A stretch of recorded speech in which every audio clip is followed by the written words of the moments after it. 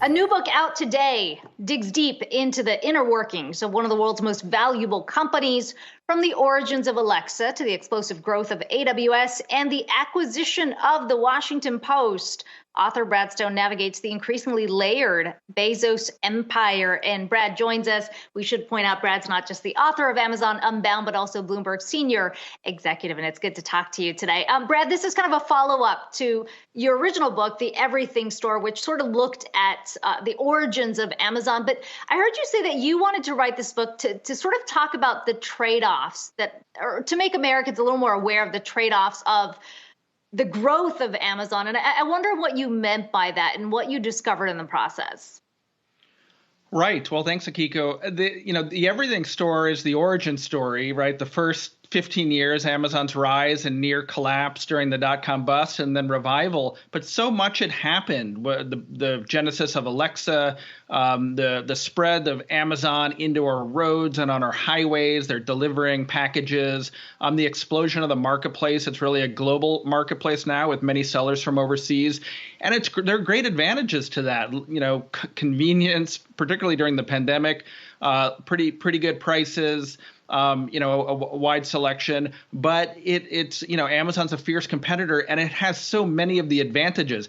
It had a lot of those advantages going into the pandemic, and then you think the entire economy reconfigures itself at a point where people are afraid to go into physical stores, and Amazon grows even further. Of course, in the book, I highlight its relationship with its employees and how there's really a constitutional allergy inside the company towards unionization. I get into why that is.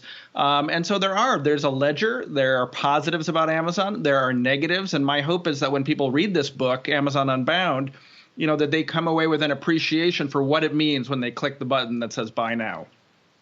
Brad, you talk about the relationship with workers, especially at these fulfillment centers. It feels like, at least publicly, Jeff Bezos' thinking has evolved around this. If you just look at the statements that have come out, did you find that behind the scenes, they've also sort of warmed up to this idea of, increasing benefits, better treatment, and ultimately the inevitability of unionization?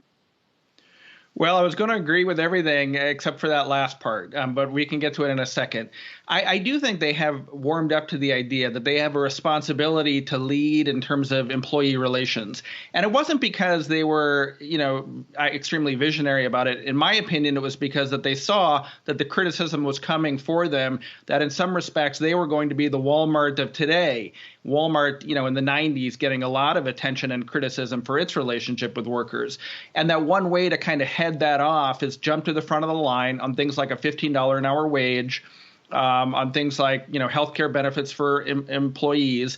And so, they've done a lot. And of course, Bezos in his recent investor letter talks about going even further and figuring out ways to address problems like the need for drivers to go to the bathroom on their routes.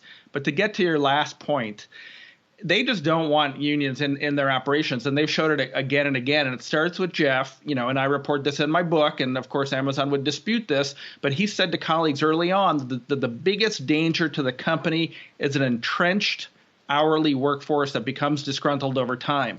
And so a lot of things are architected in the fulfillment centers to keep employees moving if they're not moving up the chain. For example, after 3 years, if you don't get promoted, you stop getting raises inside a fulfillment center. These are the very subtle ways in which I think they encode, they head off the possibility of unionization. And as we saw in Bessemer, Alabama recently, they fight like heck when one of these processes gets underway.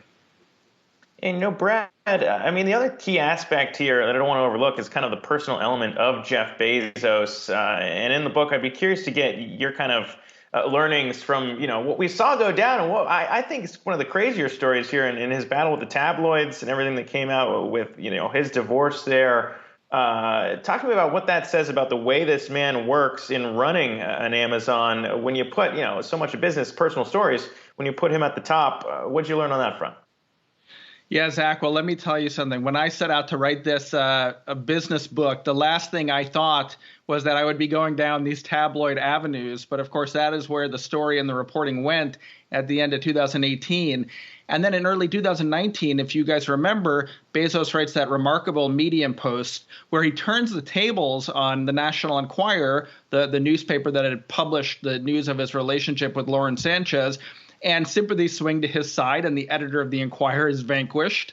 And, he did it by attributing political motives, potential Trump-related motives, or perhaps the government of Saudi Arabia had been involved. And what I found going down this alley and investigating it was that it likely wasn't any of those things. It was Lauren Sanchez's brother that had tipped off the paper. It was a simpler story. But Jeff had done something brilliant, which is he kind of assessed the weaknesses of the Enquirer and its parent company, AMI. They were in political hot water because of their relationship with Trump world characters. I don't think it was disingenuous, but it was sort of masterful. And it's what Bezos has always done with Amazon. Think a little bit differently, a little bit out of the box. He's a master chess player. I don't know if I don't mean that literally, but certainly figuratively he is. And he outmaneuvered his enemies. And as we said on the cover of Business Week this week in my book excerpts, Jeff wins. He does seem to always win. I mean, it's interesting to frame it in that way because you also sort of get some insight on his sparring with former President Trump, sort of not really backing off and tapping into some advice from Jay Carney, who, of course, is a former White House spokesperson now with Amazon, too. I mean, would you argue that that was kind of how he treated his public spat with the president, too?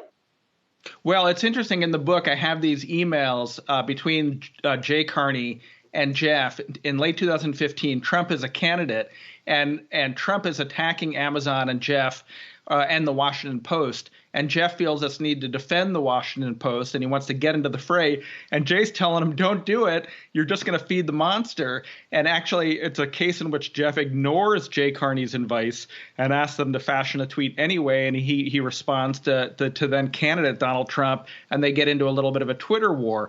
And it's so interesting to see that enmity then blossom to the point where Trump is attacking Bezos over the course of 4 years because of the Washington Post. Amazon loses to Microsoft the Jedi contract. Amazon's relationship with the post office is called into question and criticized by Trump and his allies. And it's just really interesting, and that's a thread that is throughout Amazon Unbound, how Jeff's purchase of the Washington Post and his interest in saving this media institution inadvertently leads down this path where he gets into a tangle with the most powerful person in the world for a period of time, and it ends up hurting Amazon in some small ways. One of them being the loss of the Jedi contract for $10 billion. That could be significant, but that legal saga keeps going, and they might, the Pentagon might scrap it and start over.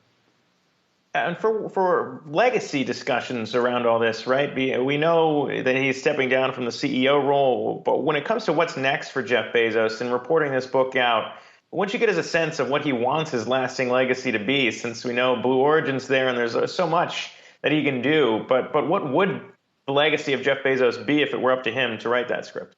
Yeah, he's very explicit about that, actually, and there's a clue in his last investor letter.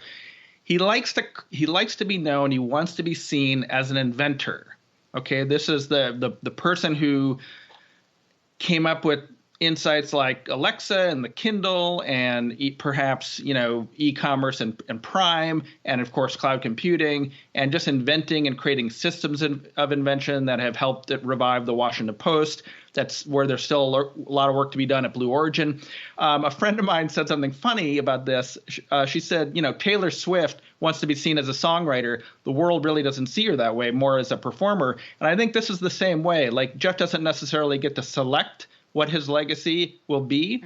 I don't know if it will be as an inventor. I assume it's going to also be as a business operator, but potentially as a monopolist. As Amazon's grip gets ever tighter over our economy, over the global economy, over retail, that is going to be the question that I think defines the legacy. The next couple of years of antitrust scrutiny and regulation are going to, in large part, govern his reputation going forward and the future of Amazon. And for Amazon, Brad, what do you think the change at the top will mean for the company's culture? I mean, Jeff Bezos is still staying on as the executive chairman, but Andy Jassy's taking over now. How much of that do you think shifts the overall culture of the company? It really depends on how far Jeff goes. He says he's going to stay there and wants to continue to work on new projects. He said in the shareholder letter that he's going to be spending some time on redefining Amazon's relationship with its employees.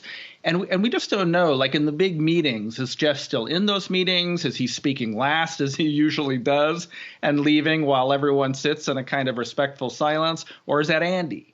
I do suspect that in the congressional hearings going forward that Andy Jassy will be there presenting a far more humbler target than the wealthiest man in the world would. But, I think for the short term, not a lot changes because I do think Jeff will continue to be involved. But when you look at Blue Origin, which needs really his time and help right now, the Washington Post, but his philanthropic commitments and the fact that he now has a $200 billion fortune to give away, there are a lot of competing demands on his time. And so eventually he will be stepping away more significantly from Amazon. That's fascinating stuff. We could sit here and talk it all day, or you could read the book, Amazon Unbound, that out now here to go ahead and if you want to hear more, it's all there in the book. But Brad Stone, author of that book and Bloomberg Senior Executive Editor, appreciate you coming on here to chat with us today. Be well.